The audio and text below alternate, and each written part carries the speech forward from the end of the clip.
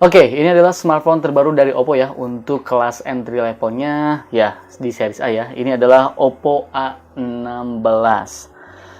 Ya, ini adalah penerusnya dari Oppo A15 yang sebelumnya pernah kita bahas di channel ini juga. Nah, dibanderol dengan harga Rp1.999.000, apa aja sih yang menarik dari smartphone terbarunya ini? Nah, seperti biasa ya, di video ini kita akan bahas beberapa hal. Yang pertama, kita bakal cek slot SIM card-nya, jadi dedicated atau hybrid. Kemudian kita bakal tes face unlock-nya juga, fingerprint-nya, tes Antutu, Geekbench-nya, sensor box-nya, cek kualitas Netflix-nya juga, tes speaker-nya, tes kameranya yang pasti ya. Dan tentu kita bakal tes gaming-nya. Dan seperti biasa ya, sebelum lanjut ke videonya, ya kita bumper simple dulu. Oke, baik, asik. Oke, baik. Mari kita unboxing plus-plus ya, Oppo A16 ini. Jadi varian yang gue punya ini adalah 3GB untuk RAM-nya dan ROM-nya ini 32GB. Tapi setahu gue sih memang variannya ini cuma satu ya. Dan warna yang gue punya ini warnanya adalah perak angkasa atau bahasa Inggrisnya berarti space silver. Asik. Oke, langsung aja mari kita bahas.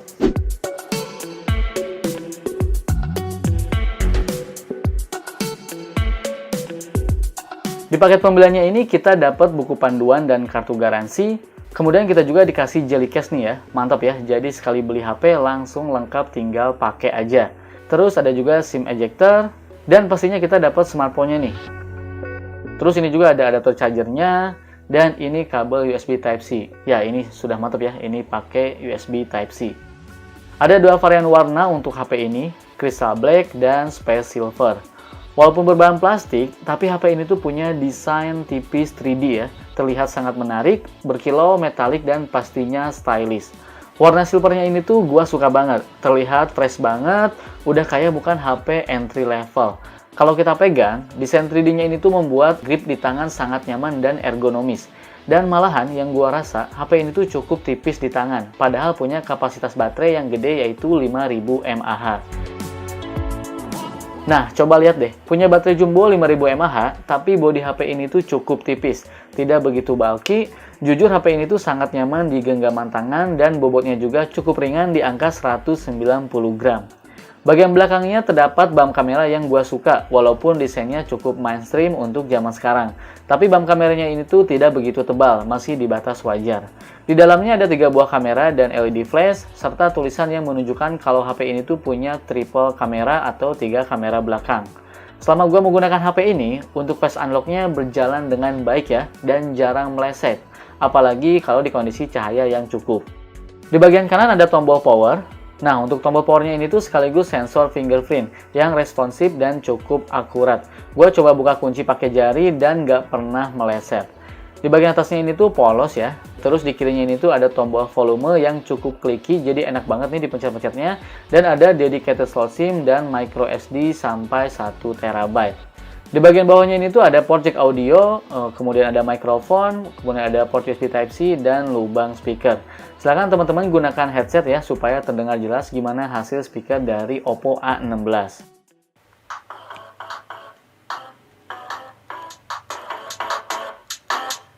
Ini full ya volumenya ya.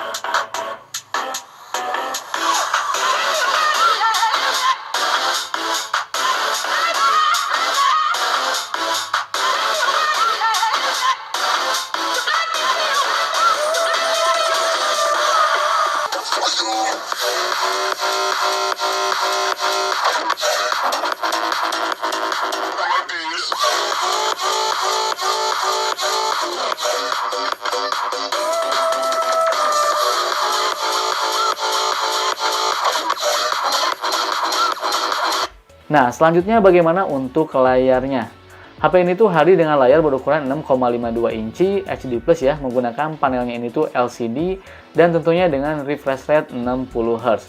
Yang menarik dari layarnya ini tuh punya teknologi AI Eye Care ya, yang bisa beradaptasi dengan cahaya lingkungan sekitar, sehingga cahaya di layar akan selalu menyesuaikan untuk menjaga mata supaya tetap nyaman ketika berlama-lama menggunakan HP ini. Gambar yang dihasilkan di layarnya ini tuh sudah cukup banget di kelasnya ya. Warnanya sudah nyaman banget dilihat, saturasinya juga cukup pas, dan pastinya detail cukup terlihat dengan baik. Dan buat kalian yang hobi nonton Netflix, Di HP ini tuh kita bisa streaming Netflix di kualitas standar definition. Ya, mengingat HP ini entry level, ya sehingga sertifikatnya juga masih L3. Untuk kameranya punya 3 buah kamera belakang ya dengan konfigurasi 13 megapiksel untuk kamera utama, 2 megapiksel untuk potret, dan 2 megapikselnya lagi untuk monokrom. Dan untuk kamera depannya beresolusi 8 megapiksel. Untuk fitur nih, selain ada fitur night mode, ada juga time lapse, expert atau mode pro ya, panorama, dan ada juga mode makro. Untuk perekaman video, baik kamera belakang ataupun kamera depan bisa merekam di kualitas 1080 pixel di 30 frame per second. Oke, berikut adalah hasil kamera dari Oppo A16. Silahkan teman-teman nilai sendiri gimana kualitasnya.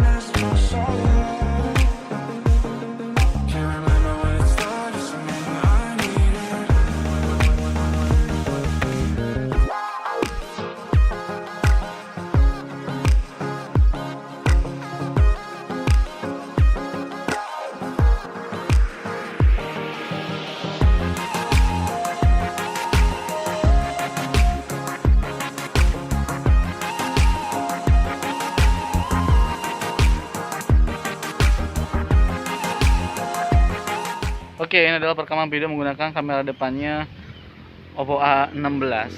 Untuk viewing angle-nya emang cukup agak ngezoom ya.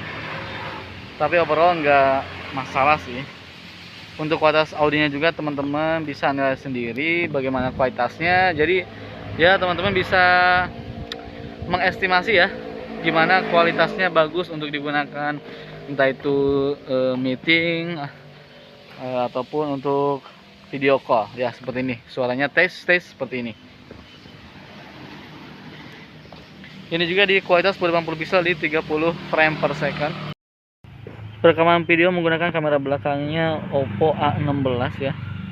Di kualitas 1080 pixel di 30 frame per second. Ini gua jalan kaki ya. Handheld.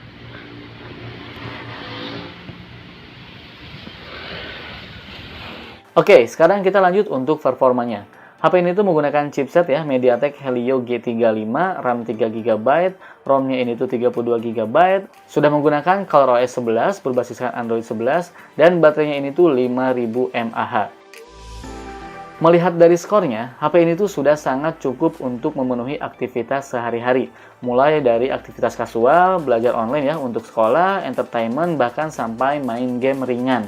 Intinya secara entry level, HP ini sudah bisa menjalankan tugasnya dengan baik. Terlebih lagi dengan baterai 5000 mAh, kita bisa sangat jarang ya ketemu casan atau powerbank. Baterai yang jumbo ini tuh mendukung penggunaan untuk terus beraktivitas menggunakan HP ini. Di kondisi sekarang ya, misalnya untuk belajar online, nonton video, ataupun nemenin kita rebahan, bakalan terbantu banget dengan device ini. Kemudian untuk sensornya, di HP ini tuh terbilang cukup lengkap ya. Yang absennya itu cuma sensor tekanan dan sensor suhu. Sensor giroskop juga hadir, walaupun hanya virtual atau by software saja, tetapi setidaknya sedikit cukup membantu buat kalian yang suka bermain game.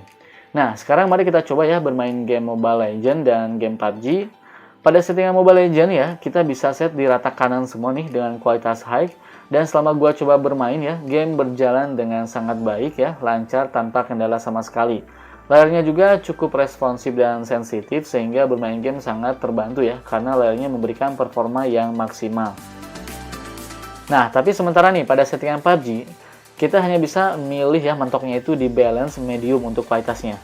Dan gua coba bermain tim deathmatch ya, dan game cukup lancar sih kalau dijalankan ya. Cuma memang karena touch sampling rate-nya ini tuh hanya 60 Hz, jadi gua rasa kurang begitu responsif ya. Jadi untuk digunakan game dengan pergerakan yang cepat terasa kurang pas. Game juga terkadang lama-kelamaan terjadi stutter ya. Cuman kalau memang pengen bermain game PUBG dengan cukup nyaman, gua saranin bermain di kualitas low saja. Oke, baik, kesimpulannya. Menurut gua, HP ini sudah berhasil menjalankan tugasnya sebagai smartphone entry level dengan baik. Dibilang lambat tidak, dibilang cepat juga tidak. Intinya secara entry level, HP ini sudah punya performa yang wajar. Nah, kalau ditanya HP ini buat siapa? Buat gua, HP ini tuh cocok buat kalian anak sekolah dengan aktivitas kasual seperti chattingan, sekolah daring, ataupun menonton video. Atau bisa juga digunakan untuk admin online shop, karena punya daya tahan baterai yang awet, serta hasil kamera yang sudah oke di kondisi cahaya yang cukup. Dan pastinya HP ini juga cocok buat orang tua atau kalian yang baru migrasi dari feature phone ke smartphone. Oke, itu saja video kali ini ya. Semoga bermanfaat. Kalau misalnya ada yang tanyain, langsung aja tulis di kolom komentar. Ya, gue pamit dan bye.